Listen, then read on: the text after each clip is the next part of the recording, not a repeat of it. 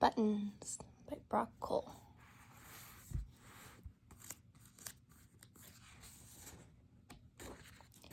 Once there was an old man who ate so much his breeches burst and his buttons popped, 1, 2, 3, into the fire. "Wife, wife," he cried, "we are undone. My breeches have burst and my buttons are burnt, every one." His wife helped him to bed and then went to find their 3 daughters. "Children," she said, "a terrible thing has happened. Your father has burst his breeches and his buttons are burnt, front and back, every one. What are we to do?" The 3 girls rolled their eyes at the ceiling and thought and thought. The eldest, a slender beauty, spoke first. "I know not what course my sisters may choose," she said, "but I shall dress in my finest clothes and walk up and down the palace bridge.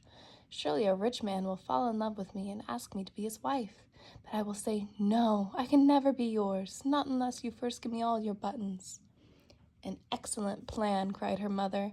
"Come to my arms, my precious child." Then the second daughter spoke up. She was tall and strong and had bright red cheeks.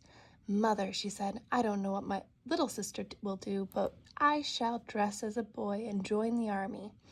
Surely you have noticed that a soldier's uniform has many, many buttons. I have no doubt I shall be able to spare 2 or 3 for father." "What a splendid idea! Let me embrace you as well, my darling girl," cried her mother, and then waited expectantly to hear what her youngest daughter might suggest. Well, this girl couldn't think of a thing. She was young and rabbity, and still picked her nose when she thought no one was looking. How could she come up with a plan as wonderful as those of her sisters? Still, she screwed up her eyes and twisted her fingers until they hurt. "I know what I shall do," she said finally. "I will run in the meadows along the river, and I will hold my apron out so that if any buttons should fall from the sky, I will catch them before they get lost in the tall grass." "Very good," said her mother, and gave her a pat. Privately, the old woman had her doubts, but since the older girls had such marvelous ideas, it hardly seemed to matter what the youngest did. And so the eldest daughter dressed up in her finest robe and jewels, and the second put on a boy's rough jacket and leather breeches, and the youngest left off her shoes and stockings to run in the meadows along the river. And now we shall hear what happened to them all. The eldest daughter had not walked to and fro upon the bridge for 20 minutes when suddenly a band of ruffians set upon her. They tore her gown and stole her purse and tipped her over the balustrade so that she fell headfirst down into the river below. It might have been all up with her, but a handsome young bargee pulled her from the water just as she was about to drown.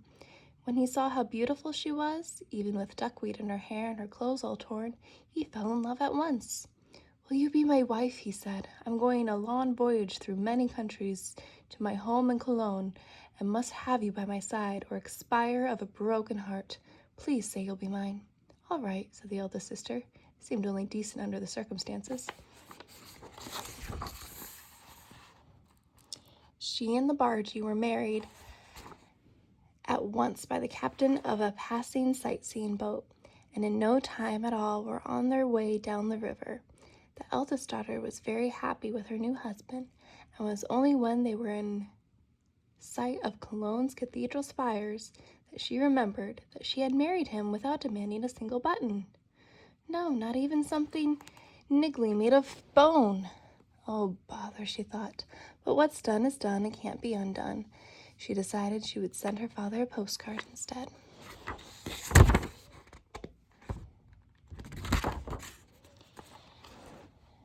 The second sister joined the army, and just as she had resolved, but no sooner had she put on her fine uniform with 60 gold buttons up and down the front and at the sleeves and on her trousers and puttees, than there came a report that their country was besieged. Her regiment was ordered to the front at once.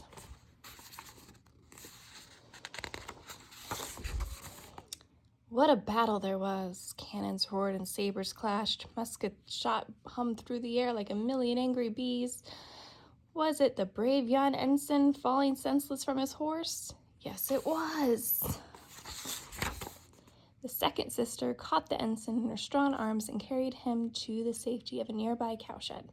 He was wounded, a flesh wound only, but it bled profusely. At once the girl tore off her jacket and made bandages from her shirt tails. Many buttons were lost and destroyed in the process, but who could think of buttons at a time like this? When the young ensign came to his senses, the first thing he saw was a golden-haired young woman bending over him, her eyes filled with concern. What goddess this is, he thought, that holds me in her arms. Surely I have died and gone to paradise. But no, it was only the second sister, who wept tears of joy to see him recovering. For her, too, had been love at first sight. That night the young couple lay snug in the straw and made plans for their future together as the sounds of battle faded farther and farther away. They talked of many silly things, babies and cottages and birds and nests, but not once did anyone mention buttons. No, not once. I shall write to Papa, said the girl in the morning. A letter or something. In the meantime, the youngest sister went every day to the meadow by the river and ran to and fro in the long grass, her apron held out before her. She was her father's last hope, had he but known. Running is good exercise, and soon his youngest daughter grew strong and sturdy. So she was not as unhappy as she might have been, for the truth is that not a single button fell into her apron. No, not even a cuff link. It was enough to discourage a saint, but still she got up every morning and did her best. For isn't it written somewhere that if at first you don't succeed, try again? There's no telling how long she might have gone on, but one day a young cowherd who brought his beasts down to the water morning and night stopped to watch her. At first he was merely puzzled by her antics, but then he grew to love the way her brown legs flashed through the green grass. He watched her every day for a week, and then on Sunday evening plucked up his courage and called her as she cantered by. Pray, love, what are you doing, running back and forth like that with your skirts a-flying and your apron all billowy?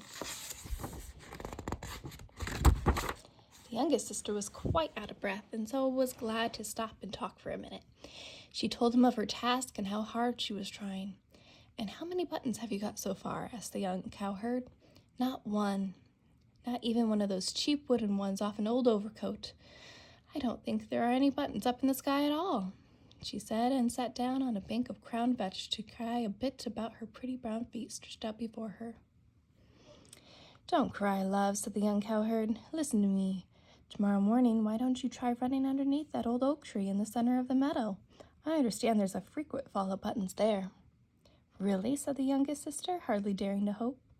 Really, last week there was a veritable hailstorm of brass shirt studs, right beneath the place where the leaves are thickest. Well, he had such a way with words that the girl couldn't help but believe him. So the next morning she did as he had told her and ran round and round under the old oak. And what do you think? Just as she ran under the thickest cluster of leaves, down fell a set of used trouser buttons into her apron.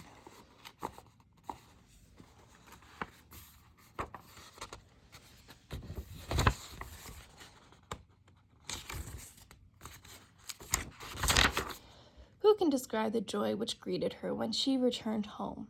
Her mother sewed the buttons immediately onto her father's breeches, and the old man capered about like a child, so glad he was to be out of bed once more. And when their daughter told them of the young cowherd who had helped and advised her, what could they say? They said nothing would be too good for such a wise young man, which is exactly what the girl thought too.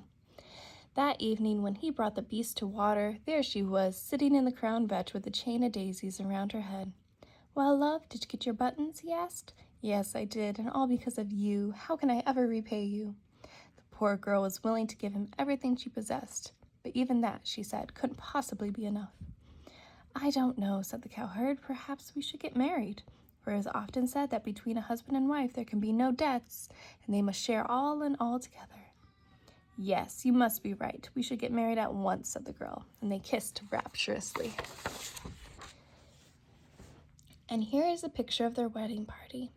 There is the bride's father and mother. Doesn't he look proud with all his buttons done up? And look at that. The eldest sister has come back from Cologne for the occasion with her bargy husband. There they are with their new baby. Don't they look happy together? And there's the sister with the bold ensign. Aren't they a handsome couple? Why, they look strong enough to win a war all by themselves. But of course, no one is as beautiful as the bride. There she is, right in the middle of the picture. And the clever cowherd, well, he is a very good looking too. That's him next to her, with his trousers tied up with a bit of string. He doesn't seem to have enough buttons, but she doesn't care. It's a small fault and seems to run in the family. The end.